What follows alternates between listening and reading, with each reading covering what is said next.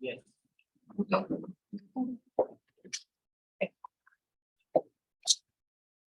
Bueno, muy buenas tardes a todos. Les doy la bienvenida. Hoy es nuestro cuarto año de investigación. La idea de organizar este tipo de reuniones es para poder mostrarle a los alumnos y a los profesores acá de UCAMI, presentar nuestros trabajos de investigación y obviamente generó mi intención que es ir invitando a los alumnos y a otros docentes a que participen dentro de nuestro proyecto de investigación. Entonces, dijimos que las puertas están abiertas para poder ir incorporándose de a poco al proyecto.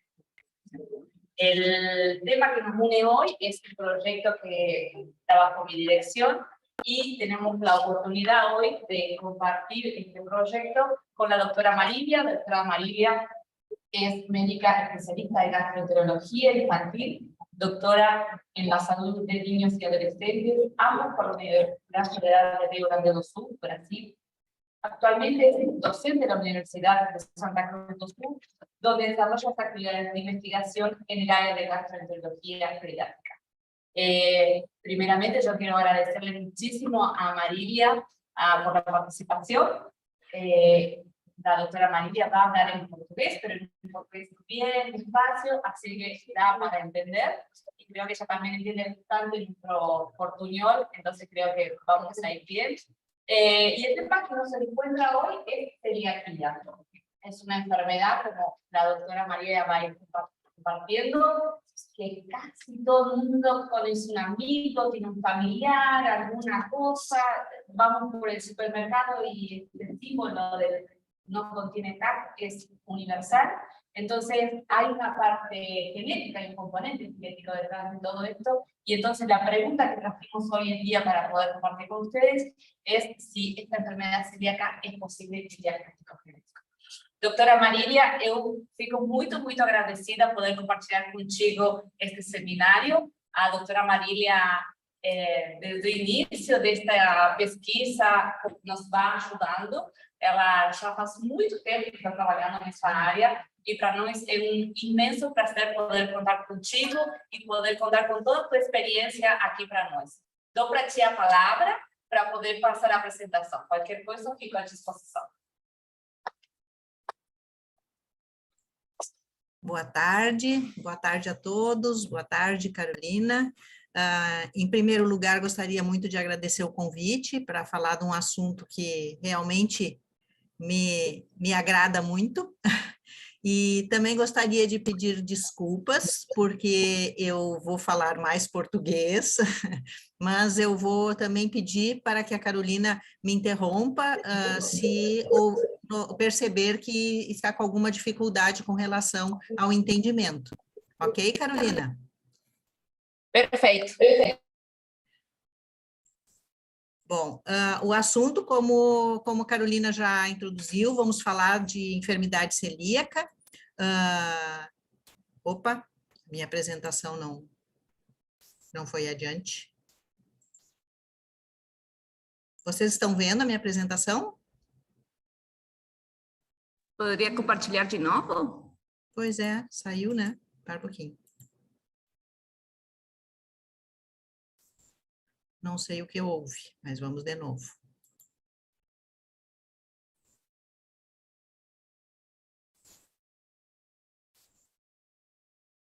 Agora sim.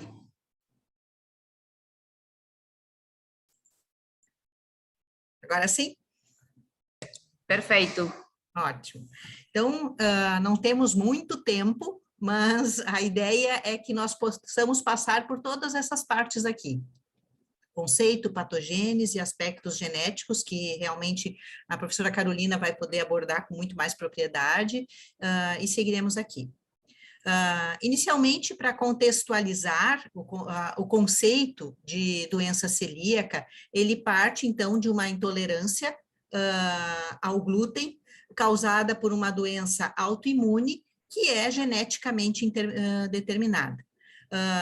As pessoas que têm essa determinação genética desenvolvem uma intolerância ao glúten que pode causar determinados sintomas que podem ser bastante variáveis, como nós vamos falar daqui a pouco.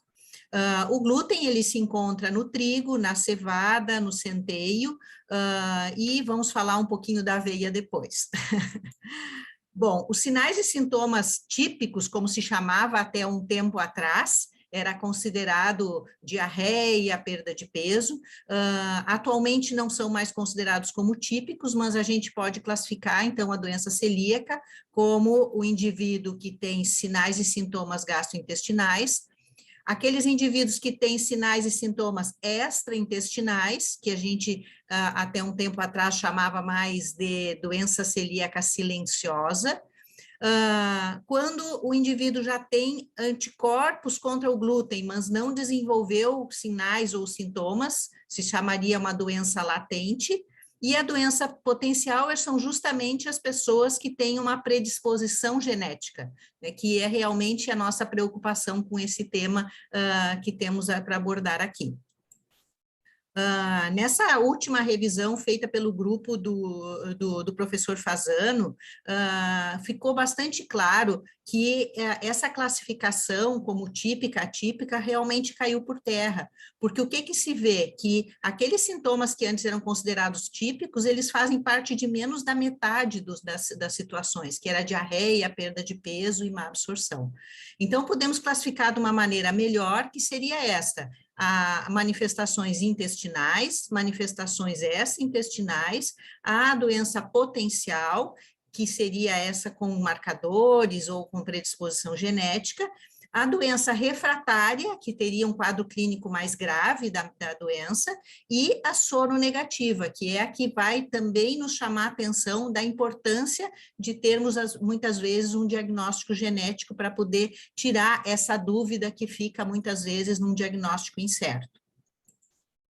Bom, de manifestações extraintestinais, já é de conhecimento a questão da dermatite herpetiforme, né, que o diagnóstico se baseia mais nas manifestações de pele, e que realmente esse indivíduo só vai ter uma melhora clínica quando for retirado o glúten completamente da sua dieta.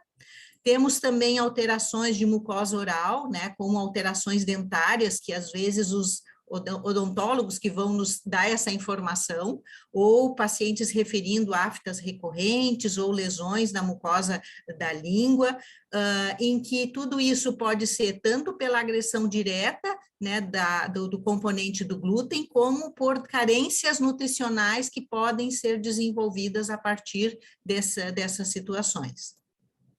Aqui também mais manifestações, como a dermatite atópica ou a urticária, né, em que a gente tem um componente também. Bom, passando para a patogênese, que a gente vai começar a entender algumas coisas, né, aqui já passou um pouquinho mais rapidamente, que a gente tem o componente tóxico do glúten, ali no número 1, que pode, atravessando o epitélio intestinal, vai ativar citocinas inflamatórias, que vão fazer com que a enzima transglutaminase promova uma deamidação desses peptídeos, que vão se apresentar mais facilmente para as moléculas de HLA, DQ2 e DQ8. As células apresentadoras do antígeno vão ativar aquela reação inflamatória, que vai estimular tanto os linfócitos T-killer, que vão ser os responsáveis pelas essas manifestações, tanto locais, intestinais, quanto à distância, e também ativar as células B, que são as responsáveis pela produção dos anticorpos, que a gente conhece justamente depois nas manifestações dos diagnósticos. Bom, nesse mecanismo da patogênese, a gente tem bem claro que a permeabilidade intestinal é muito importante para ocorrer essa manifestação clínica. A resposta inata e a resposta adaptativa estão diretamente envolvidas, e atualmente tem se visto muito a relação com a microbiota intestinal como um promotor, às vezes, do início dos sintomas naqueles pacientes com predisposição. Isso vai explicar muito o que a gente vai falar adiante, que é sobre a epidemiologia da doença celíaca, em que se vê uma variabilidade no decorrer dos tempos, que muito pode ser explicado pelas alterações de microbiota intestinal que os indivíduos têm passado atualmente. Tudo bem, Carolina? Tudo perfeito. Bom, Os aspectos genéticos eu vou realmente deixar para a minha colega falar, que tem muito mais propriedade, mas só para lembrar que o que a gente tem mais assim concreto é em relação ao HLA, que se sabe que tem o HLA, tanto o DQ2 quanto o DQ8, são os grandes responsáveis, né, por esse marcador genético, principalmente o HLA DQ2. E esses HLAs, eles são, na realidade, uma combinação de haplóticos. E essa combinação de haplóticos é que vai nos dar uma determinação maior ou menor dessa predisposição à doença celíaca. Mas realmente é baseado nesse aspecto genético que a doutora Carolina está desenvolvendo o seu trabalho, que eu acho que é o mais bonito de tudo isso, né, Carolina?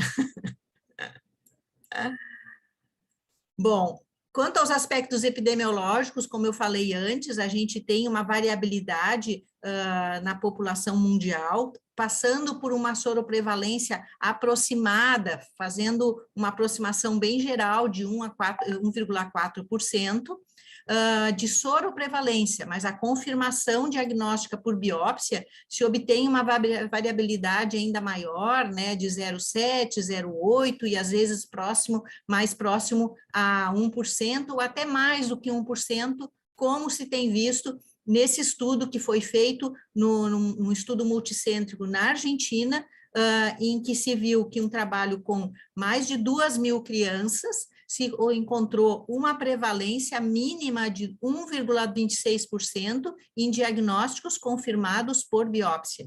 Então, essa variabilidade realmente tem muita carência de estudos ainda em diversos países para a gente realmente ter uma conclusão de prevalência mundial, como a gente tem descrito. O que se sabe dos estudos internacionais mais recentes é que realmente o que está acontecendo é um aumento da incidência de doença celíaca, que provavelmente tem a relação com os aspectos mais ambientais, né? Porque a genética não é tão rápida para ocorrer essas transformações, mas nos aspectos ambientais se sabe que a gente tem, né, uma variabilidade bastante grande nos últimos tempos.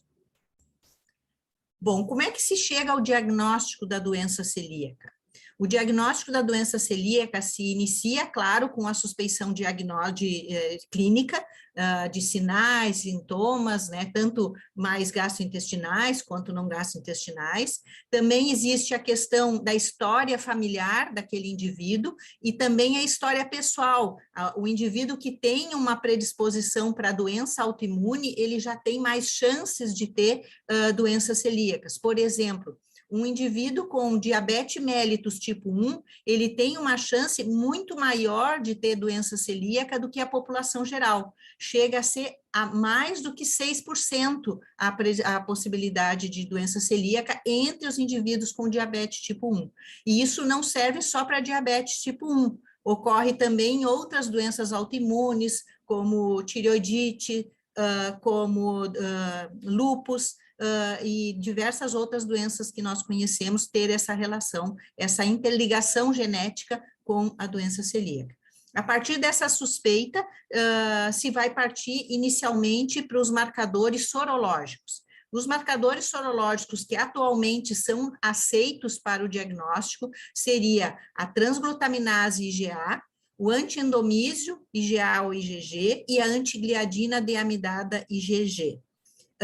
Está de propósito nessa pirâmide, porque realmente a ideia é se iniciar com a transglutaminase IgA, lembrando que como ela é um anticorpo IgA, nós precisamos também ter a dosagem da IgA total desse indivíduo, porque se ele estiver com deficiência da IgA, ele pode ter um falso negativo desse exame. Por isso que se recomenda a confirmação em outra coleta, se houver alguma dúvida, de algum outro anticorpo do tipo IgG, como o antiendomísio ou a antigliadina, que tem que ser a deamidada, que é a que realmente tem uma sensibilidade e especificidade mais próxima do que é o aceitável. A partir do momento que se tem um diagnóstico, uma suspeita e tem um diagnóstico sorológico, é obrigatório que esse indivíduo faça uma endoscopia digestiva alta. A endoscopia digestiva alta, o exame em si tem uma baixa sensibilidade, mas o que é mais importante na endoscopia é a coleta de biópsias do intestino delgado. Essas biópsias é que vão nos dar o diagnóstico certeza, a comprovação diagnóstica. E a coleta dessas biópsias no intestino delgado devem ser em pelo menos 4 porções da segunda porção do intestino e pelo menos 2 amostras do bulbo duodenal. O cuidado com a coleta e a conservação dessa amostra também são muito importantes para que a gente tenha uma certeza diagnóstica. Houve um consenso entre os consensos relacionando a importância das biópsias, e isso foi reforçado, né, que pelo menos 4 biópsias da segunda porção e pelo menos uma do bulbo duodenal é recomendada. Bom, aqui seria a imagem de o que se considera como padrão de doença celíaca. Essas primeiras 2 imagens são as imagens do intestino normal, e a partir do MASH 2, ou 3A, B ou C, é que se considera como diagnóstico de doença celíaca, onde se tem um padrão inflamatório e um achatamento progressivo das vilosidades intestinais. Com esse diagnóstico, a gente pode realmente ter certeza que o indivíduo tem doença celíaca. Como o HLA entra nesse diagnóstico e a importância dele? Porque nem sempre a gente consegue que a biópsia nos dê essa clareza no diagnóstico, ou muitas vezes a sorologia nos deixa em dúvida também. Então, nesse momento, a gente realmente vai precisar do HLA. E ele também é útil em outras situações, quando a gente está fazendo essa triagem para verificar os grupos de risco. Por exemplo, se eu tenho um paciente que tem diabetes tipo 1, se eu tiver o HLA DQ2 e DQ8 positivo, esse paciente realmente tem uma predisposição para a doença celíaca, e ele obrigatoriamente tem que continuar sendo avaliado periodicamente. Porém, se esse mesmo paciente tiver um HLA DQ2 e DQ8 negativo, a chance dele desenvolver uma doença celíaca no futuro é muito baixa. E com isso, nós não precisamos mais preocupar esse paciente que ele precise fazer novas investigações para a doença celíaca. Isso vale não só para diabetes tipo 1, mas para todas essas doenças que a gente está comentando aqui, que podem ter uma predisposição maior para a doença celíaca. Então, a gente recomenda, na suspeita da doença celíaca em que a gente não tenha uma adequada comprovação diagnóstica, quando ocorre uma discrepância entre a sorologia e a biópsia, quando se tem uma história familiar de doença celíaca e nós precisamos saber se precisamos continuar investigando esse paciente, ou, como falei antes, a história de outras doenças autoimunes. Nesse consenso que comentei com vocês, que é o consenso dos consensos, né, que depois eu posso passar essas referências também para a Carolina, que pode passar para o grupo, o que tem a recomendação? Que o valor preditivo negativo é muito grande do HLA, então ele é muito útil para pacientes que vêm em dieta e com uma sorologia negativa e uma histologia duvidosa. Isso é um grande problema que nós temos atualmente, como existe uma moda em utilizar dieta sem glúten, às vezes se torna muito difícil se fazer o diagnóstico, porque a sorologia pode dar um falso negativo, simplesmente porque o indivíduo não está ingerindo glúten no momento e não se consegue fazer o diagnóstico. O HLA ele não é recomendado para uma confirmação diagnóstica, mas ele nos ajuda muito nessa exclusão diagnóstica, e ele é indicado para evitar exames periódicos numa população de risco. Bom, a partir do momento que se tem um diagnóstico, uma confirmação diagnóstica, o tratamento desse indivíduo vai ser para a vida toda. Por isso que é tão importante a gente ter uma clareza no diagnóstico, porque nós não podemos taxar um indivíduo com doença celíaca sem nós termos certeza absoluta, porque senão nós vamos privar o paciente de uma dieta que é uma dieta socialmente aceita e por isso pode trazer uma dificuldade, inclusive em transtornos psicológicos que esse paciente pode desenvolver. Então, a partir de uma certeza diagnóstica, o tratamento é vitalício e por isso que nós temos que ter essa segurança. O que consta o tratamento? É uma exclusão completa do glúten da dieta, onde lembro de novo, que é o trigo, a cevada e o centeio. A partir do momento que o indivíduo inicia a dieta, a melhora dos sintomas já pode começar a partir de 2 semanas. A partir da modificação dos marcadores sorológicos, demora um tempo maior, e é onde a gente tem um controle que esse indivíduo possa estar realmente aderindo à nossa prescrição, mas esse controle pode demorar de 6 a 12 meses. A recuperação das vilosidades intestinais, elas vão ocorrer bem mais tardiamente, em torno de 2 anos, por isso que atualmente nem se recomenda um controle de biópsias, se faz o controle desse indivíduo a partir da melhora clínica e da modificação dos marcadores sorológicos. Para termos uma ideia da quantidade de glúten que um indivíduo vai ter para causar uma lesão no paciente celíaco, isso seria 50 miligramas de glúten. Isso é muito pouco. Para vocês terem uma ideia, uma fatia de pão tem 1,6 gramas. Então, são migalhas dessa fatia que podem já causar uma lesão intestinal. Daí a importância que temos de realmente ter uma certeza nesse diagnóstico para fazer uma adequada orientação desse paciente. Com relação à aveia, a maioria dos consensos considera que a aveia sem a contaminação é considerada segura. Oi, tudo bem? A gente teve uma pequena caída da sinal aqui, só para te avisar. Queres que eu volte na apresentação? Olha, me dá um minutinho que a apresentação está voltando. Aí está, perfeito.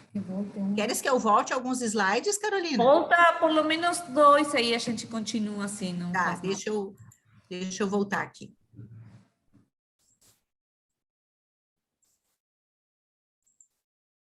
Pode ser aqui? Pode. Perfeito. Bom, não sei o que vocês já ouviram, mas vou repetir, né? O tratamento da doença celíaca consiste em dieta da exclusão completa do glúten. E essa exclusão completa do glúten, a partir do momento que o indivíduo começa a dieta, já em 2 semanas já se pode perceber uma melhora. Mas é importante que seja uma dieta, uma exclusão completa.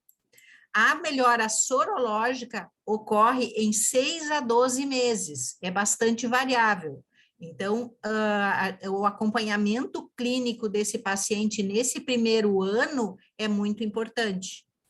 A recuperação das vilosidades intestinais, ela acontece em torno de 2 anos, e realmente o paciente vai estar clinicamente melhor. Por isso que não existe uma necessidade ou uma recomendação de se repetir essa biópsia em tão pouco tempo, como se fazia alguns anos atrás, quando nós não tínhamos os marcadores sorológicos. Isso foi uma grande mudança que teve nas últimas décadas. Para termos uma ideia da quantidade de glúten que causa lesão, 50 miligramas de glúten é o mínimo necessário para causar uma lesão. Para termos uma ideia do que significa 50 miligramas de glúten, temos uma comparação com uma fatia de pão, que tem 1,6 gramas. Então, realmente, são migalhas de um pão que realmente podem causar lesão num paciente que tenha doença celíaca. Daí a importância de um acompanhamento nutricional, de uma orientação muito séria para esse paciente e ter uma certeza muito grande desse diagnóstico.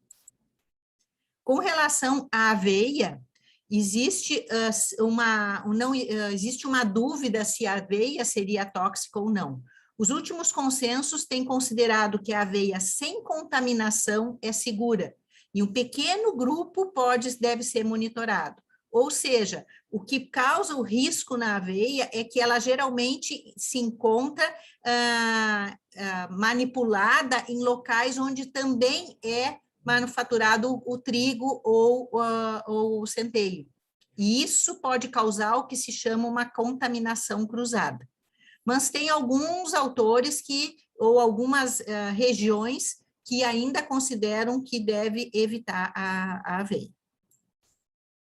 Aqui dentro desse consenso, né, o grupo russo não recomenda a utilização da aveia. Assim como na Nova Zelândia e na Austrália também não recomendam a utilização de aveia.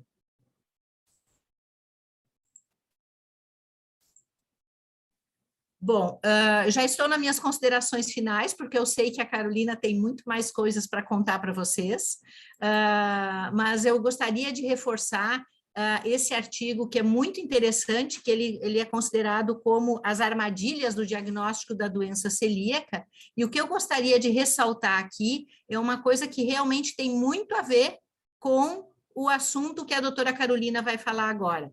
É que mesmo a gente tendo um HLA com um alto poder de valor preditivo negativo, um grande risco seria a falha em reconhecer os haplótipos DQ2 e DQ2.2 e DQ7, que podem não estar incluídos nas pesquisas. E isso pode fazer com que a gente tenha um falso negativo do próprio HLA-DQ2, os HLA, que é o nosso grande preditor negativo. Então, a importância de reconhecer quais haplótipos são estudados é realmente muito, muito importante. Tanto que no trabalho que inspirou a professora Carolina a me convidar, que foi este aqui, em que nós pesquisamos o DQ2.5 e DQ8 numa técnica de menor custo em pacientes com diabetes tipo 1 e doença celíaca, o que se identificou é que nós identificamos muitos casos em que tinha doença celíaca e os nossos alelos pesquisados deram como negativo. E a conclusão que nós chegamos foi essa, que considerando a miscigenação da população existente no Brasil, que é muito parecida com a população argentina, recomendamos a inclusão da pesquisa dos alelos DQ2.2 e DQ7 nas regiões sul e sudeste do Brasil, com o objetivo de aumentar essa sensibilidade e especificidade na investigação da doença celíaca. Então, essa recomendação é como se fosse uma continuidade do estudo que certamente vai trazer muito mais informações e qualidade para a pesquisa da genética na doença celíaca também. Bom, só para vocês me conhecerem um pouquinho melhor, eu moro em Santa Cruz do Sul, que é uma cidade do centro do Rio Grande do Sul, que é muito próximo, nós somos muito próximos aqui, e certamente vocês serão muito bem recebidos aqui, a Carolina e seus colegas vão ser muito recebidos aqui na nossa universidade. A Unisc é essa universidade que tem essa foto no canto esquerdo, também tem o maior prazer em receber os convidados e nossos irmãos argentinos. E Santa Cruz do Sul é uma terra em que nós temos também muito orgulho de apresentar como uma cidade muito urbanizada, e também que nós recebemos aqui o Fritz e a Frida, que recebem na Oktoberfest todos os anos muitos convidados, e vocês também são convidados para vir aqui. Então, só agradeço o convite da professora Carolina e realmente recomendo que a gente siga em frente nessa pesquisa, que eu acho que tem uma relevância muito grande. Obrigada. Obrigada, Marília. Eu acho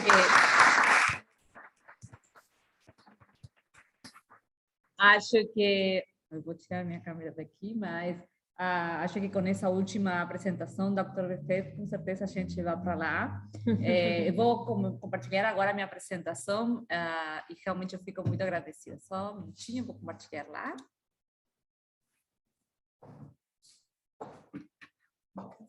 Uhum.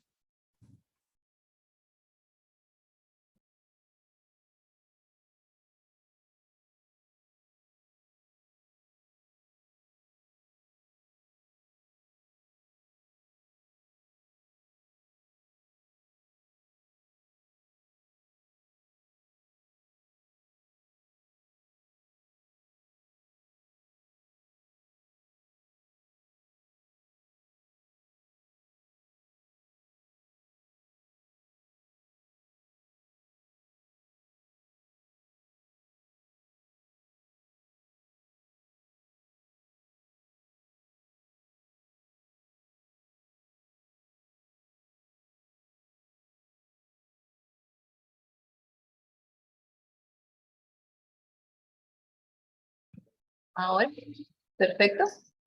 Ahora sí. Ok.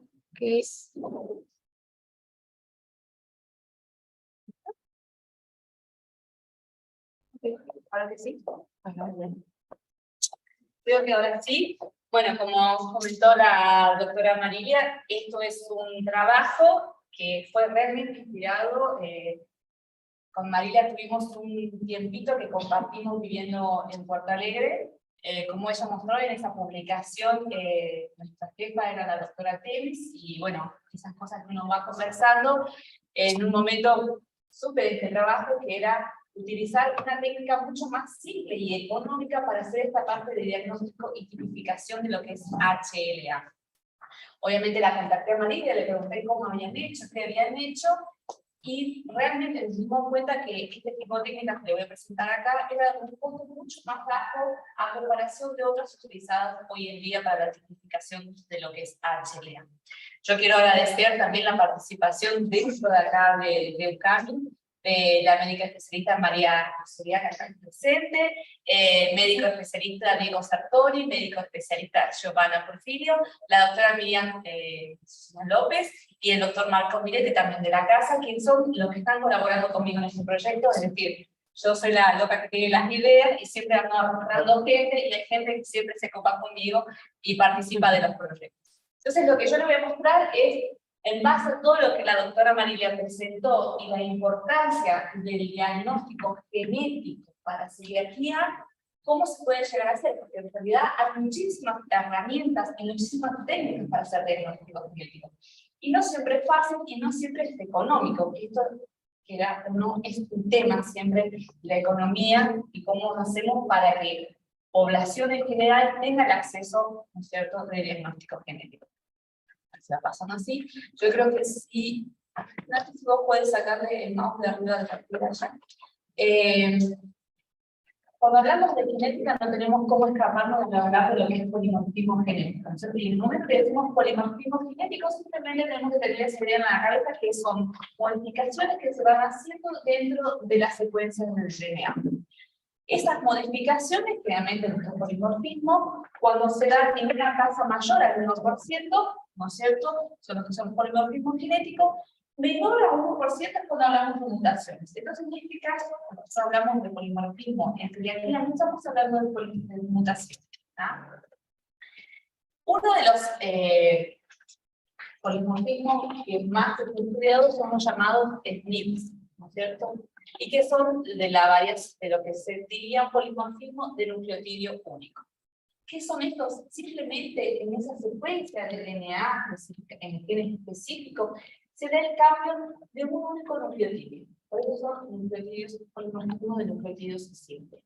Este cambio puede no afectar a regiones de DNA que están codificando proteínas, ¿cierto? Y eso va a tener un efecto fenotípico, o simplemente afecta una región donde ese DNA no codifica nada y no tiene ningún otro efecto.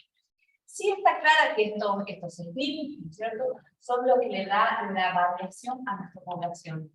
Variación a los humanos, si no, pasémoslo a cualquier otra especie. Pero cuando nosotros hablamos, decimos el genoma humano dentro de nuestra especie, nosotros compartimos el 99.9% del genoma. Ese retito que no compartimos, ese retito que somos, que nos hace distinto, que nos hace único, viene dado por esto, por los SNPs. Estos SNPs son, hace poco que se vienen estudiando, que digamos, en más cantidad, así, con publicaciones más grandes. Ok, vamos a ver. No. Ahí está. Ok, ahí va. Entonces, cuando nosotros pensamos en los SNPs, tenemos que pensar en simplemente es parte del nucleotidio, y acá, como ustedes pueden ver, simplemente tenemos en comparación 4 cromosomas, ¿no es cierto? Y en colores ustedes pueden ver cómo va habiendo un cambio o una modificación de esos nucleotidios. Lo más copado de estos SNPs es que a veces todos estos SNPs se heredan en bloques. Cuando yo digo heredar en bloques, que van todos juntos, ¿no es cierto? Cuando estos SNPs se heredan en bloques, nosotros los vamos a llamar haplotipos. Y esto es como para ir especificando lo que la doctora Marilia fue hablando de algunas terminologías específicas de genética, haplotipo, HLA, bueno, viene de esto, simplemente cuando hay varios SNP que se van heredando de una generación a otra, en bloque, los vamos a llamar haplotipos. Y haplotipos simplemente pueden representar haplotipo 1, 2, 3, y ustedes vean bien el gráfico, que por ejemplo, el haplotipo es C, G, G, y es lo que está representado aquí. Entonces, hasta ahí todo bien. Tenemos el polimorfismo, polimorfismo algunos específicos, como son los SNP. Los SNP, cuando se heredan en bloque, los vamos a llamar haplotipos. Ok, siguiente.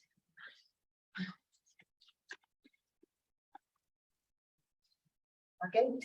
Estos SNP es un nivel extra de variabilidad, que ya decíamos que los SNP por sí solos nos daban esa variabilidad que nos hacían distintos unos a otros, ellos nos dan un nivel extra de variabilidad, y ya vamos a ver por qué. Próximo. Estos SNP son fundamentales en lo que nosotros llamamos la unidad moderna de la variación genética populacional. Es a partir de acá que nosotros vamos a hacer, digamos, es la fuente de todo lo que es variabilidad genética. Pero también son súper importantes porque son los marcadores genéticos para localizar factores genéticos de riesgo de algunas enfermedades. Y esto va a que estos SNP son los que son estudiados en unos estudios muy copados que se llaman GWAS. Entonces, estos estudios GWAS que utilizan miles y miles de pacientes, yo voy a decir que simplemente se lo voy a explicar así, pero llevan bastante trabajo, comparando dos tipos de población. Poblaciones, un grupo de poblaciones que vamos a decir enfermos y otros controles, y empiezan a comparar la genética, digamos, el genoma de cada uno de estos grupos, y empiezan a ver dónde estos SNP son distintos. Ok, entonces, por ejemplo, para el grupo enfermo hay un SNP que es distinto al control. Ok, y este SNP está ubicado en qué gen. Por ejemplo, está ubicado en el gen HLA. Entonces debe ser que, por ejemplo, podemos estar asociados la enfermedad celíaca, así como surge el tema de los HLA, de que este SNP está asociado, se encuentra dentro de la HLA y está asociado a los síntomas de la enfermedad celíaca. Yo empiezo ahora, a partir de ver síntomas, empiezo a poder asociar variables genéticas a esa enfermedad y encontrar la base genética de las enfermedades, ¿no? Estos estudios son muy... la característica de estos estudios es que utilizan muchísimos pacientes. Mientras más pacientes, más fuertes son esas asociaciones. Próximo.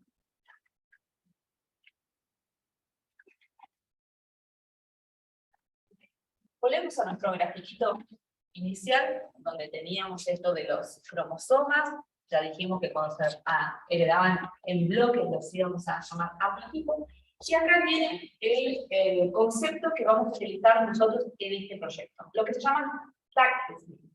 Si nosotros dijimos que estos SNP, cuando yo los encontraba y los asociaba a estos haplotipos, yo los podía asociar a ciertas enfermedades, resulta que yo tengo que secuenciar todo esto para poder encontrarlo dentro del paciente. Secuenciar por ahí no es hoy en día la técnica más barata, aunque es la mejor y es la que llamamos, espero que esté bien dicho en español, parronoro, es decir, el mejor sigue siendo la secuenciación, pero muchas veces no es posible. Así es que surgen los tag SNP. Tag SNP siempre pensemos que estamos hablando de una marca, y son SNP específicos que van a caracterizar ese haplogrupo, ese bloque de SNP que vienen heredándose de generación en generación. Esto nos ayuda muchísimo, porque en realidad, ubicando 1, 2 o 3 tags SNP, podemos encontrar todo el haplogrupo. Y realmente encontrar 1, 2, 3 tags SNP es mucho más económico que tener que secuenciar todo un genoma completo. Entonces, acá viene, en portugués se dice el pulo de dogado, es decir, acá es de que nosotros hacemos la sacada y hacemos la diferencia, es decir, utilizar técnicas genéticas para poder diagnosticar de manera simple y económica cosas que sabemos que ya vienen siendo estudiadas, que ya tienen antecedentes y que ya están súper bien referenciados, como mencionó la doctora María, de que realmente, por ejemplo, haplotipos HLA, DQ, de que 8 y de 2 y de 8 están asociados. Disculpen con el portugués, me mezcla todo. Próximo. Muy bien, como la doctora María mencionó, tenemos los genes HLA, están en el pita de alma, no puedo dejar de mencionar, están ubicados en el brazo corto del cromosoma 6, de estos HLA, y los más estudiados son los de clase 2, y entre ellos lo que llamamos DQ. Este DQ realmente lo que codifica es que son, digamos, los receptores que van a enganchar ese antígeno, ¿no es cierto? Específicamente, el DQ alfa va a codificar la cadena alfa y el DQ beta el cosa. Entonces, yo probé para que ustedes vayan asociando desde la figura que mostró la doctora María, en realidad estos genes lo que van a codificar son estos receptores acá, donde simplemente van a reconocer el antígeno. Como para ustedes tengan idea, o sea, hablamos mucho de prototipo, genética, ¿dónde es? Ok, todo pasa acá. Próximo. No quiero saber nada de paso. Muy bien. Resulta ser que entonces de estos genes, estamos hablando que son los de Q, ellos están llenos de por lo consiguiente, también es muy fácil poder llegar a identificarlos con estos tags aquí. Próximo. Ok, los vamos a llamar, entonces, estos tienen un elevado número de polimorfismos, tienen un alto desequilibrio de ligamiento, y esto es muy genética, pero déjenselo marcado por ahí, porque son cosas que después en algún momento nos van a servir. Y entonces lo que vamos a definir son estos haplotipos HLA, DQ2, son los más estudiados con celiaquía, y DQ8, como mencionó la doctora María. El riesgo de la enfermedad, el riesgo genético, cuando hablamos de genética y celiaquía, esto es súper difícil de asociar. ¿Por qué? Porque la celiaquía en sí no es meramente genética, tiene tantos factores que se involucran, y no solamente estos genes HLA, existen otros genes que también están asociados a lo que es celiaquía. Entonces, es bastante complicado, pero sí sabemos hasta ahora que esa digamos, la tendencia o la predisposición a vos ser celíaco viene dado por algunas características, por la cantidad, el tipo y la configuración de estos haplotipos HLA-DQ.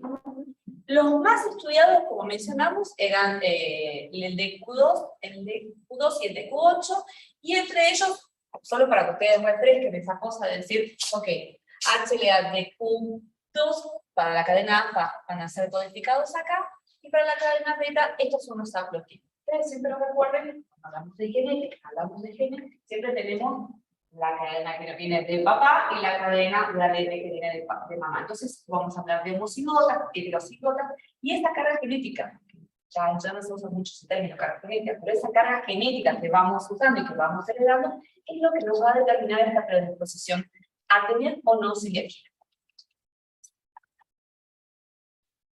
Esta es la misma figura que la doctora María mostró, y es para que ustedes vean la importancia a qué apunta el diagnóstico genético. Es decir, muchas veces para los gastroenterólogos es importante saber si el paciente tiene un alto riesgo, ¿no es cierto?, de ser celíaco genéticamente hablando, o un bajo. Y esto viene determinado por lo que yo mencioné, la cantidad, el tipo y la conformación de estos haplotipos. Entonces, alto riesgo viene dado por el DQ2.5, bajo riesgo por 2.2, muy bajo riesgo por 7.5 y bajo DQ8. Próximo. Doctora María también mencionó esto de cuando el diagnóstico tiene una predicción negativa. Es decir, está claro que de la población en general, más del 30% de los individuos expresan DQ2 y DQ8. Entonces, ¿para qué nos sirve esto? Si todos somos un tipo de tipo. Bueno, resulta ser que de esos que representan el apócrifo, entre el 1 de son celíacos. Y de esos que son celíacos, el 95 son de Q2 y el otro restante es del Q8. Próximo. Así, en realidad, cuando hablamos de diagnóstico genético, de lo que nosotros nos sirve este tipo de diagnóstico de celiaquía, es que tiene un alto valor predictivo negativo. Esto, piénsenlo bien. Yo no estoy diciendo que cuando yo hago diagnóstico genético y al paciente le da positivo el DQ8 y el DQ2, listo, solucionamos, son celíacos. No, en realidad, solo estamos confirmando que va a ser celíaco. El valor de todo esto viene dado cuando hacemos el examen y DQ2 y DQ8 dan negativo. Si da negativo, quiere decir que no hay posibilidad de que sea celíaco, que es algo que mencionaba la doctora María que es súper importante. Entonces, ahí es donde viene el valor predictivo negativo. O sea, no estoy buscando saber si el paciente es positivo. Y sí, porque puede ser que sea positivo porque este tipo está en la población general. Lo que yo estoy buscando es que el examen genético me confirme de que el paciente no va a ser celíaco. Muy bien, entonces, ¿cómo esto de los haplotipos, los TAC-SNP y la celiaquía realmente terminan dando un proyecto de investigación y la importancia de todos ellos?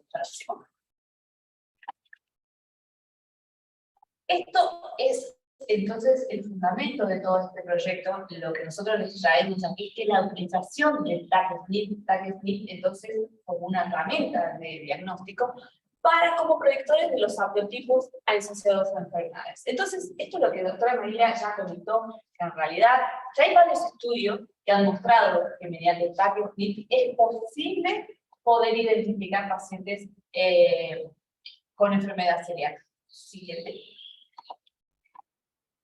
Y la doctora ya María nos mostró, ¿no es cierto?, que hay estudios muy cercanos acá, en el sur de Brasil, y si nosotros hablamos de Brasil, bueno, es como que, vamos a decir que es brasilero, pero estamos muy cerquita. ¿Cuál es el problema? Decimos, bueno, ¿para qué hacemos un estudio acá si por ahí Brasil ya mostró? Acá viene el problema, o la cosa copada de la genética, que sí, somos todos parecidos, pero no tan parecidos. Entonces, no es posible poder aplicar los resultados de una población brasilera a otra población. Cuando hablamos de polimorfismo, cuando hablamos de SNP, es necesario y se pide que cada vez que se va a estudiar una nueva población, sean validados los TACs. Esto viene dado porque realmente hay mucha heterogeneidad dentro de nuestra población y puede ser que el haplotipo que servía para marcar enfermedad celíaca en el sur de Brasil no sirva para nosotros. Hasta puede ser que no sirva dentro de la misma Argentina. En Brasil tiene la misma situación que la población del sur es muy distinta a la del norte y a nosotros nos pasa lo mismo. Las poblaciones son bastante distintas y entonces acá viene nuestro esfuerzo de querer empezar a hacer estudios que no solo vamos a empezar acá en el norte con misiones y ir intentando invitar a más participantes del resto de la Argentina para decir, bueno, hagamos, ¿no es cierto?, o podamos tener un screening de lo que son los haplotipos para celiaquía en Argentina. Muy rápidamente, y esto es lo que yo digo, siempre soy la que inventa la pólvora o tiene la idea loca y siempre tengo gente atrás que me viene ayudando, ¿no es cierto? Esto es lo que tengo médicos que nos ayudan, porque siempre digo, si los trabajos no son multidisciplinares, las cosas no funcionan. Entonces, yo soy la genetista, la que hace piqui piqui, la que pipetea las cosas, pero en realidad siempre hay gente atrás, ¿no es cierto? Entonces, el local de realización de este trabajo va a ser, en primer lugar, Avenida del Hospital, van a ser procesadas acá y en la UCAMI y en el laboratorio del SIGA, que es un laboratorio perteneciente a la UNAM y CONICET. Las poblaciones de estudio van a ser obviamente pacientes previamente diagnosticados. Yo ahora no estoy queriendo diagnosticar el paciente. Yo requiero saber si los mismos TACs que se usaban en estudios anteriores, yo los puedo utilizar acá en misiones para después usarlos como predictores de la enfermedad celíaca, ¿no? Entonces, obviamente necesito pacientes previamente diagnosticados que tengan un diagnóstico de una lesión de Marsh 3 confirmada por biopsia duodenal. Vamos a registrar datos demográficos y bioquímicos, como por ejemplo las vitaminas, y como control, obviamente, vamos a utilizar pacientes que sepamos que no son celíacos, ¿cierto? Porque esto es lo importante. Si yo tengo los enfermos, tengo que comparar contra quién. Siempre contra un grupo control. Obviamente, en el momento que hablamos de pacientes, tenemos que hablar de ética y todos los pacientes van a firmar un consentimiento informado para poder participar del estudio. Las obtenciones de las muestras es lo más ocupado, siempre digo yo, no tenemos que hacer invasiones dentro del paciente, simplemente una muestra de sangre, y es más, creo que tenemos la posibilidad de que muchos de estos pacientes ya en el hospital están registrados. Entonces no tenemos que ir a molestarlo de nuevo, che, le prestas el brazo de nuevo, simplemente ya se pueden utilizar muestras que están guardadas y simplemente contactamos al paciente para que nos dé su consentimiento de utilizar estas muestras. Y por último, lo que vamos a realizar es esta detección alérica, genotípica y aprotípica, y esto es, voy a decir, la parte que nos está haciendo el diferencial. ¿Cómo lo vamos a hacer? Simplemente se hace por un real time. Es decir, se compran sondas Tagma específicas. Yo digo sondas Tagma porque fue lo que nosotros decimos hacer. Se pueden diseñar primer en todo caso, pero se compran sondas Tagma. Sondas Tagma son, no voy a explicar ahora lo que es molecular específicamente, pero son como kits que se compran. Uno hace un PCR en real time y el resultado sale. Este resultado, ¿qué nos va a dar? Este resultado, esto es para que ustedes vean un poco la nomenclatura.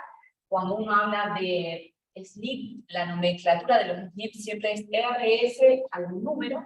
Entonces nosotros compramos para identificar 6 RS que nos van a dar, estos RS o estos tag, SNP, nos van a identificar estos objetivos. Acá yo quería destacar que hemos buscado realmente identificar el DQ7 y el DQ2. Una vez que nosotros terminemos el PCR, que podamos definir de ese PCR si el paciente era haplotipo HLA DQ2, DQ5, DQ2.5, DQ7 o DQ8, lo que nosotros vamos a tener es poder decirle al paciente en qué nivel de riesgo genético tiene. Este proyecto, las cosas no van tan rápido a veces como uno quisiera, lo empezamos, lo tratamos, lo charlamos, bueno, ¿qué hacemos con las muestras? Conseguir el material, es difícil, y entonces siempre agradezco también al profesor Dr. Marco Miretti, que también parte del proyecto comenzó inicialmente en el laboratorio de Giga, entonces lo empezamos allá, lo terminamos acá. Entonces en este momento el proyecto ya fue aprobado y presentado acá en la universidad, y próximamente estamos en esta parte de la elaboración del consentimiento libres e informados para los pacientes, porque esto tiene que pasar por el comité de ética. Esa también es una parte un poquito más demorada, pero cosas que hay que hacer, no nadie se escapa de eso, entonces sabemos que es parte. Entonces, estas situaciones para el proyecto y este nivel para cualquier cosa. Y yo, como siempre, nuestra idea es invitarlos a participar, no solo de este proyecto, o cualquier otro proyecto que ustedes hayan escuchado acá en la universidad. Y les dejo el contacto, este es mi email oficial acá de la universidad. Yo creo que ni me presenté. Actualmente soy la responsable de investigación en el vicerrectorado acá de la universidad. Y bueno, mi idea siempre es promover la investigación. Soy una apasionada por la investigación, entonces es algo que me gusta hacer mucho. Entonces yo siempre hago y como siempre digo, ningún proyecto sale adelante sin un equipo multidisciplinar que nos esté apoyando. Genética, médico, bioquímico, siempre es muy necesario.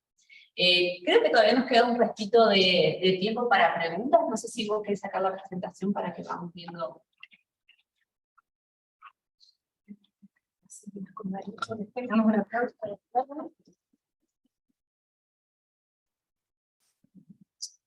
muchas gracias a ambas por su presentación, clara presentación. Y bueno, estamos abiertos a preguntas para el auditorio presencial y el auditorio virtual, ¿sí? ¿Tienen alguna pregunta? Yo me animo a preguntar. Sí. Se escucha, disculpe, se escucha, a ver, Cris. Muchas cosas aparecen con tu presentación y la presentación de la doctora María, ¿no? Sobre la importancia de conocer a nivel de la población, es decir, que las personas que vivimos en estas regiones podamos poder dimensionar la importancia que tiene el diagnóstico genético de estas enfermedades que pasan inadvertidas y en realidad provocan mucho daño en la población y que no se sabe, no se conoce sobre esto de, con un diagnóstico, poder tener, saber, bueno, qué podemos consumir y qué no, porque en algún momento ustedes hablaron de como que hay toda una graduación dentro de la enfermedad celíaca, que puede ser que yo la sí. Entonces eso es importante porque saber, bueno, qué podemos hacer y qué no. Entonces, me parece que está muy bueno el proyecto y estaría muy bueno que también esto fuera parte de una pesquisa que se haga al nacimiento. Como yo pensaba, ¿no? Porque habiendo tantas posibilidades y equipos interdisciplinarios, bueno, pensar también a futuro que esto puede derivar en ese tipo de trabajo, ¿no? Eso nomás, felicitaciones porque la verdad que las dos presentaciones muy buenas y muy claras. Gracias, profe. Muchas gracias. Marcos, tenías una pregunta. Marco, por favor, doctor. Bueno, A ver, dame un muchísimas segundito. gracias. Acá tengo que aprender. Dígame, Marco, que vimos Acá. yo trabajé a este, es la perillita. A ver, A ver, Marcos. No, mentira, estaba... Ahí está, perfecto.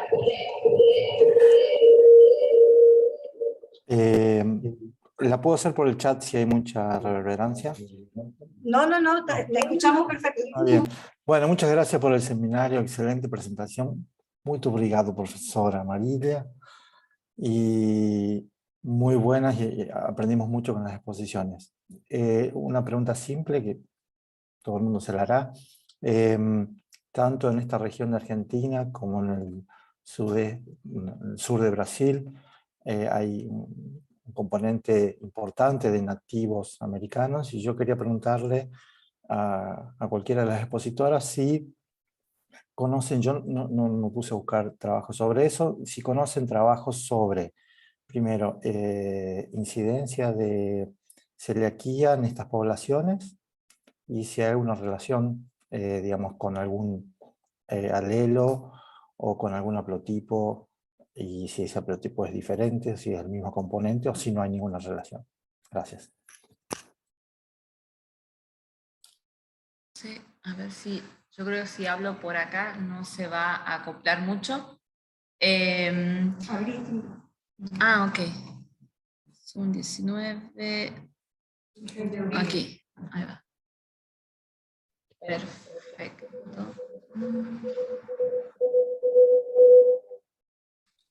Ahí va. De lo último, no sé si Marilia, ¿tú quieres responder referente a isso?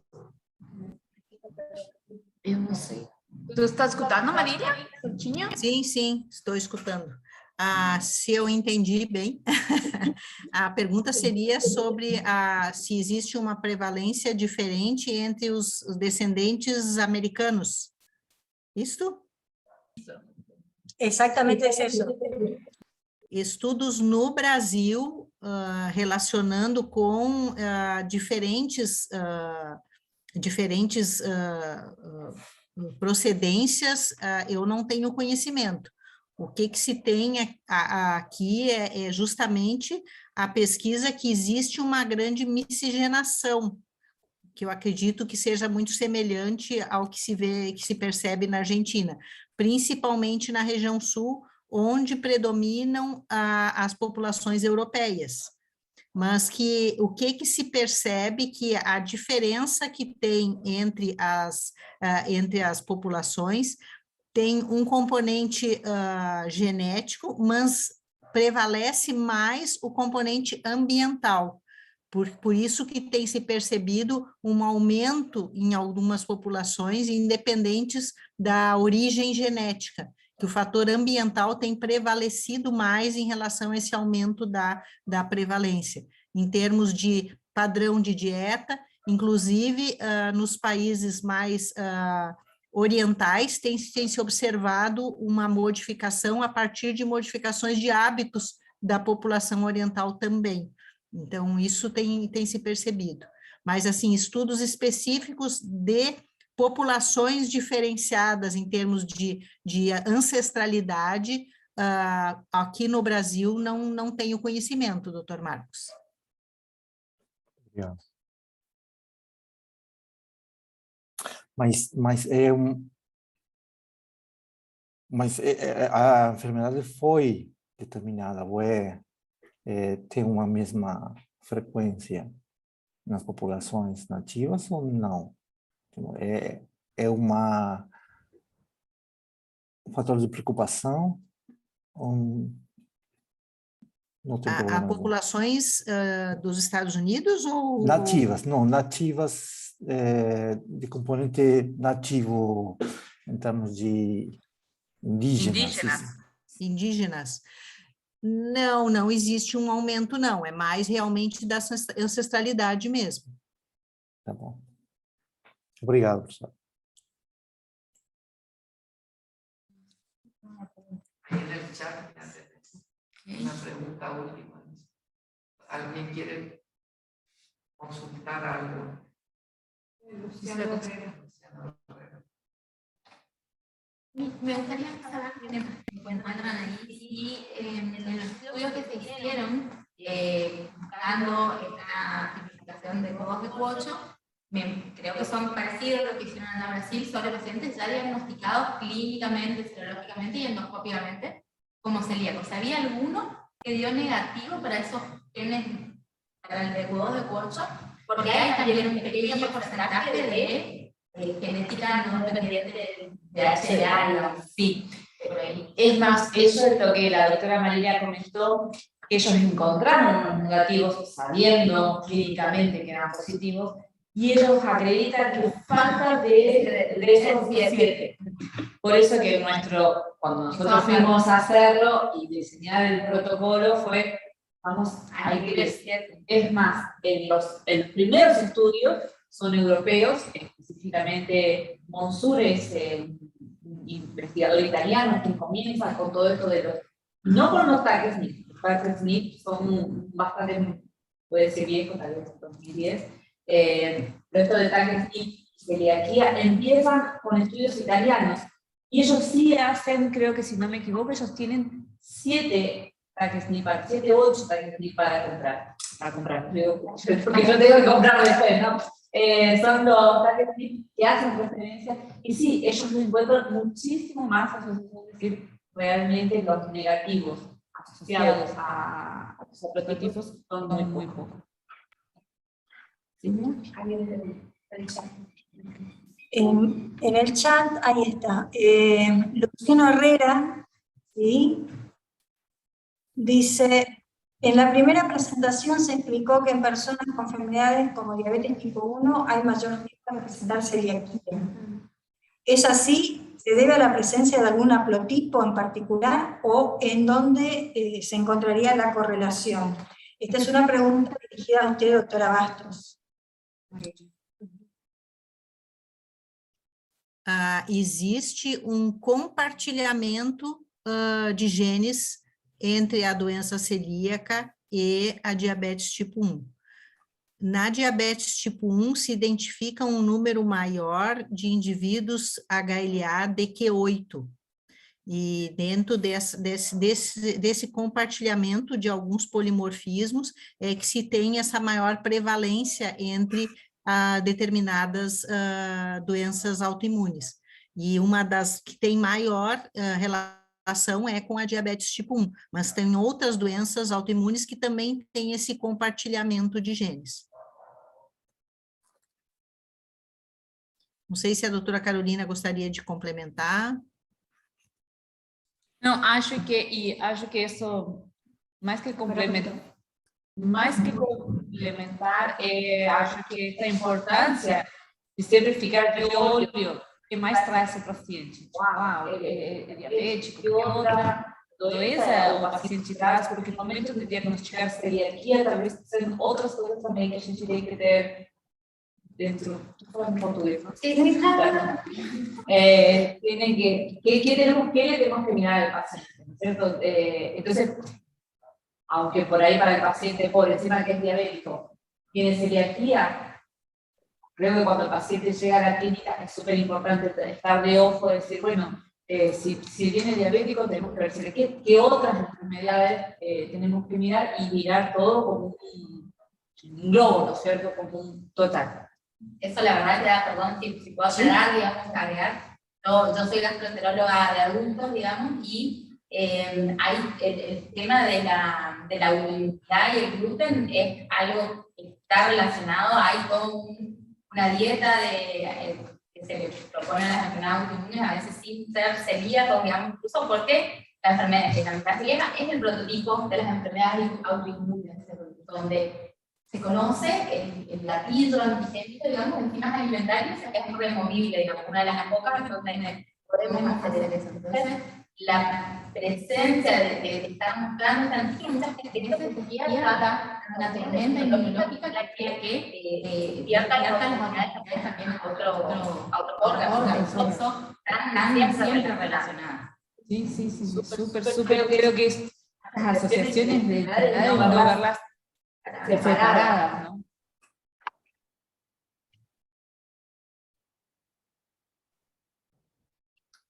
Bien, yo tengo una pregunta, ¿sí? ¿Se me escucha bien? Agora sim. Sí, bien. Yo tengo una pregunta, después Marcos Miretti también hizo una aclaración en el chat. Cuando usted finalizó, doctora Mirilia, su presentación, habló de cambio de dieta y que la avena en algunos países estaba como dejada de lado, ¿no? Como que estaba rechazada en estos pacientes, ¿no? O sea, no estaba apto para la dieta de estos pacientes. Puede ser que en esos países nórdicos, donde se excluyó a la avena en la dieta de estos pacientes, tenga un componente genético diferente a nuestra región, y por eso los pacientes en Argentina, ¿sí? Tienen permitido una dieta con avena, ¿sí? Y en cambio en los países nórdicos no, que ellos por algún motivo lo habrán sacado, digamos, no sé. Mi pregunta es, ¿se podría relacionar con un componente genético o un background de alguna manera una diferencia de una celiaquía aquí en Argentina o en Brasil respecto a los países nórdicos europeos?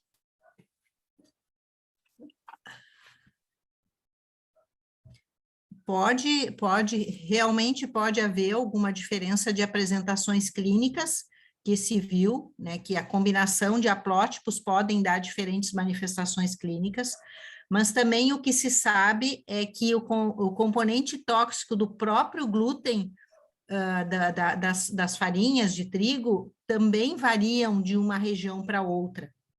Então, não só o padrão genético, mas também com o tipo do grão, pode ter alguma diferença de uma região para outra. Então, por isso que existe essa diversidade maior, tanto da parte do grão quanto do indivíduo.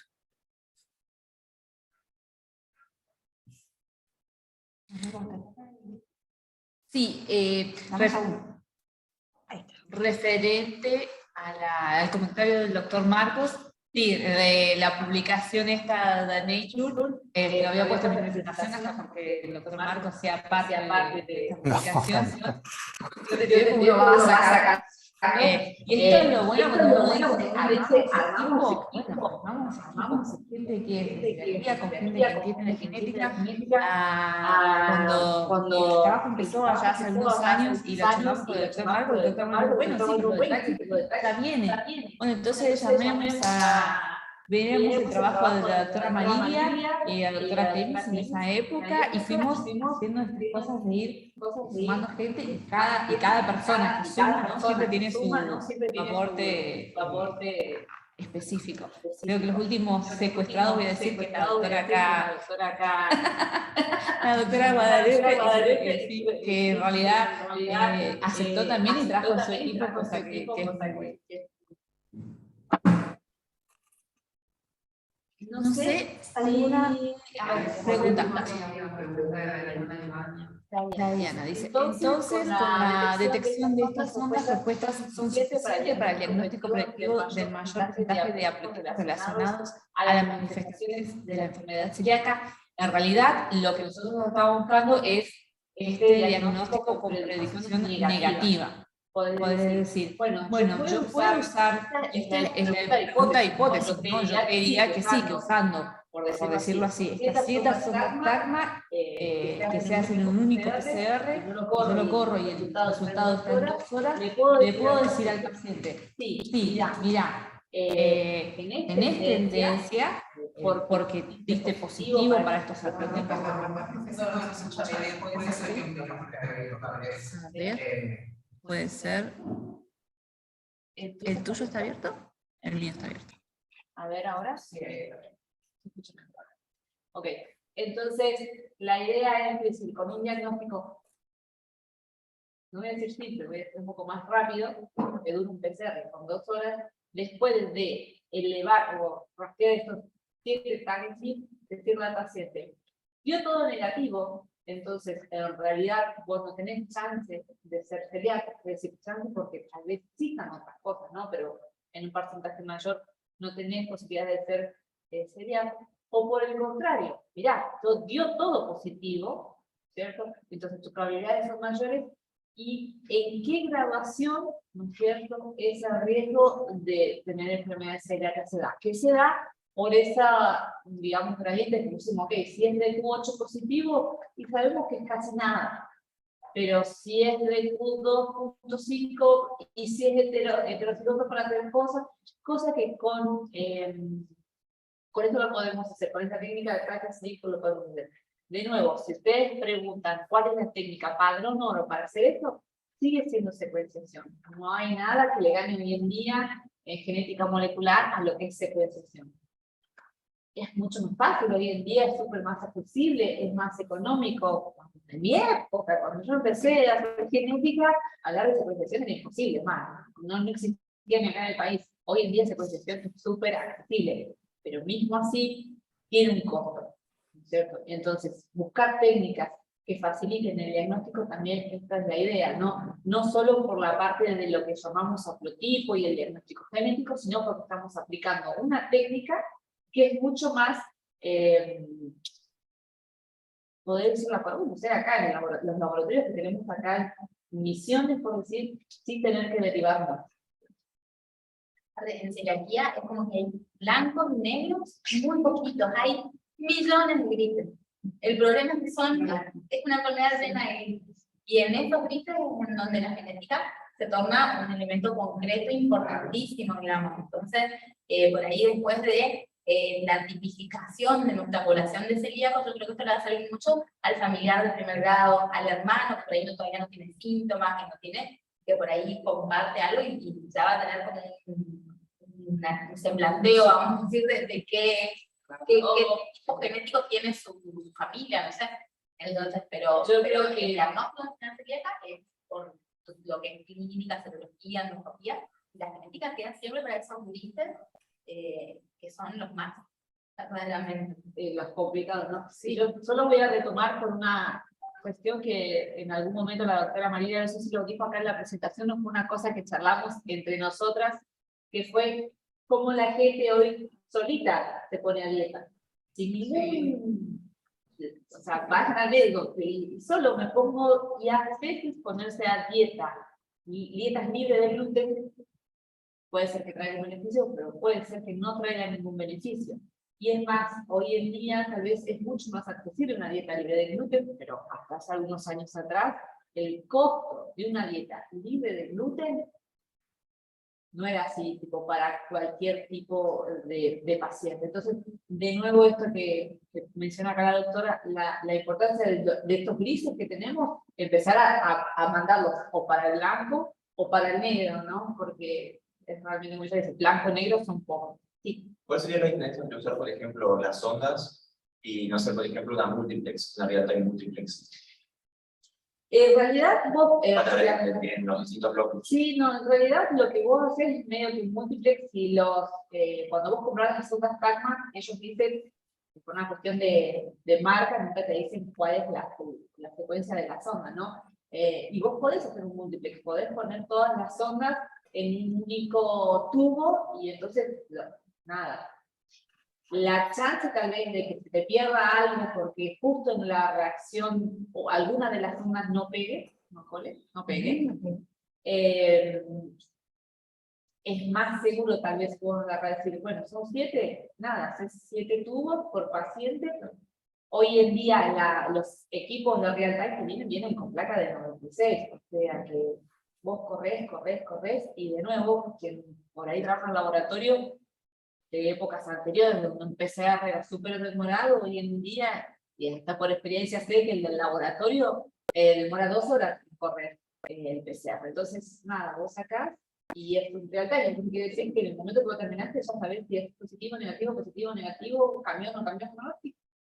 Es súper fácil. Acá creo que la importancia va a ser, y esto creo que la doctora María va a compartir conmigo, que es la cantidad de pacientes que tengamos, la importancia de tener un buen número muestral, especialmente por estas regiones donde estamos nosotros, donde es muy variado, no son cuestiones específicas, por ejemplo, decir, estoy tratando de pensar alguna provincia de Argentina un poco más conservada, tal vez Mendoza, tiene una, estoy pensando, no tiene tal vez una población un poco más homogénea. Nosotros en el momento que hablamos Misiones, no, es que creo que es el mismo problema que tienen con el sur de Brasil, ¿no?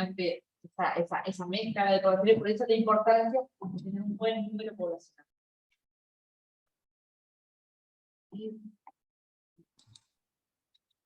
No sé, Marilia, si tú quieres comentar alguma coisa mais para ir fechando nosso encontro aqui. É verdade que a gente pode seguir ficando falando horas e horas de celiaquia e genética, e agrotipos, e coisas assim, e técnicas de biologia molecular, mas só para não tirar mais tempo e fechar que seja dentro da hora e meia, eu deixo para ti, Marília, para fechar a apresentação e todo nosso encontro. Vamos ver. Bom, primeiro peço desculpas que eu tive um pouco de dificuldade para acompanhar agora em função do som, mas o que eu gostaria de reforçar, até relacionado com a pergunta que foi feita pela Dayana, professora Dayana, sobre que se essas sondas propostas seriam suficientes para o diagnóstico. Na realidade, eu gostaria de dizer que essa proposta do trabalho do grupo da professora Carolina me deixou com vontade de fazer o meu trabalho novamente, porque realmente a gente teria uma abertura maior, né, com os pacientes que nós pesquisamos, se a gente tivesse o número de sondas que vocês vão ter nesse trabalho de vocês. Na realidade, como eu estava desenvolvendo uma tese de doutorado, sabem como é o tempo exíguo, mas se eu tivesse tido mais tempo, naquele momento eu teria feito com o número de sondas que a professora Carolina está propondo agora no trabalho atual. Então, realmente acho que certamente, como a professora Carolina, pelo que eu entendi, deve ter comentado, que a gente nunca vai ter uma certeza absoluta, mas que o que se tem de referências atualmente, o número de sondas e o tipo de pesquisa que está sendo feito vai ter a melhor abrangência possível que podemos ter nesse momento. E eu gostaria de parabenizar o grupo, de continuar esse trabalho, e principalmente com a preocupação que nós todos temos aqui em relação ao custo que todos esses estudos genéticos nos trazem. E a preocupação com o valor, com o custo, faz com que as nossas pesquisas não fiquem somente na academia, mas sim elas possam ser desenvolvidas efetivamente na prática, que é o nosso objetivo principal quando se desenvolve pesquisa. Então, finalizando, eu gostei muito de participar desse seminário e agradeço muito a participação e a contribuição de todos. Obrigada. Muito obrigada.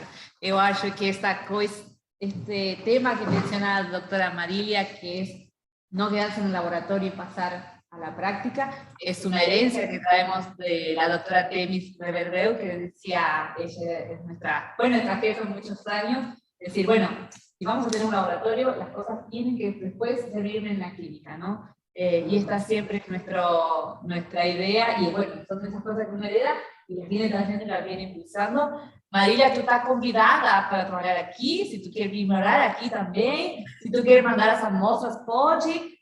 Tu sabe que eu sou mega agradecida de toda a tua colaboração e todo sempre tu ajuda com o projeto, então tu sabe que a gente dá um retorno. Y bueno, muchísimas gracias a todos por participar. Están todos nuevamente invitados a colaborar del proyecto.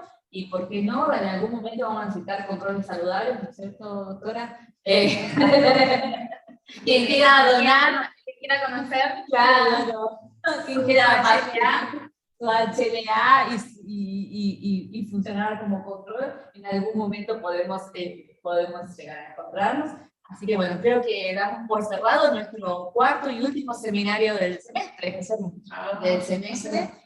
Nos volveremos a ver el semestre que viene, creo que tal vez cambiemos un poco el día y el horario, pero bueno, la verdad que muchísimas gracias a todos por participar, y bueno, es grato ver la participación de tantos alumnos y docentes. Estuvieron presentes también, vi por ahí a Viviana Engelman, fue la primera alumna que tuvimos acá, queriendo hacer esta parte de celiaquía y el trabajo de celiaquía, y a quien agradezco también que me presentó mucha parte de las presentaciones, y bueno, nuevamente la invitación y el agradecimiento a todos. Así que bueno, nos veremos el semestre que viene.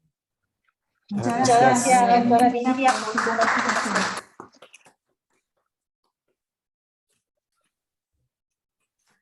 Muchas gracias a los presentes y a los presentes virtuales también. Gracias por acompañarnos. Los esperamos en agosto, que retomamos los atenidos. Muchas gracias. Un abrazo a todos. Muchas gracias, doctora Lidia, por su tiempo y su expertise. La saludamos, disculpe los problemas técnicos. Perfecto. Nos hablamos.